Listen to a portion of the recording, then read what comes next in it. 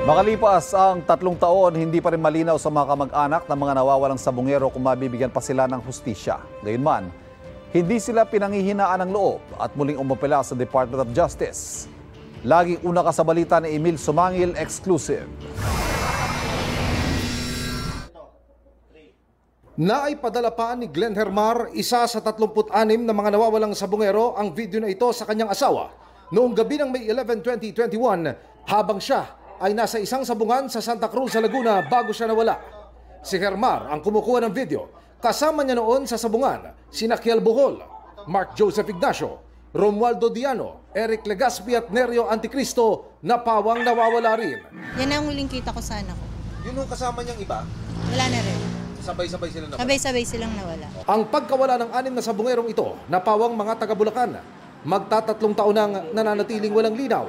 Walang reklamo na naihain sa piskalya dahil kulang daw sa ebidensya. Hindi pa ba ebidensya na handun sa sabungan? Kaya sobrang nakakalungkot. Wala na rin daw nangyari sa buwan ng case conference sa Department of Justice na nooy walang patid nung mainit pa ang usapin. Nung nakaraan po January, hindi po natuloy. Tapos nangako po ulit sila na ngayong February, imimit nila yung mga kamag-anak ng mga nawawala. Matatapos na naman po yung February. Wala na naman pong update sa amin kung kailan kami pupunta ng DOJ. Sa ngayon, pinipilit na lang daw ng mga kaanak ng mga nawawalang sabungero na huwag panghinaan ng loob. Ano na yung plano nila para sa amin? Hindi naman kami bibitiw kahit abutin ng ilang taon yan. Meron pa po ba kaming iniintay ng hustisya? Yun po malaking katanungan sa amin Kasi kami po hanggang ngayon, hindi kami sumusuko hustisya sa kanilang pagkawala po.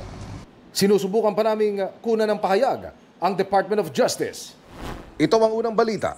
Emil Sumangil para sa GMA Integrated News. Kapuso, para laging una ka sa mga balita, bisitahin at mag-subscribe sa GMA Integrated News sa YouTube. Sa mga kapuso abroad, samahan nyo kami sa GMA Pinoy TV at sa www.gmanews.tv.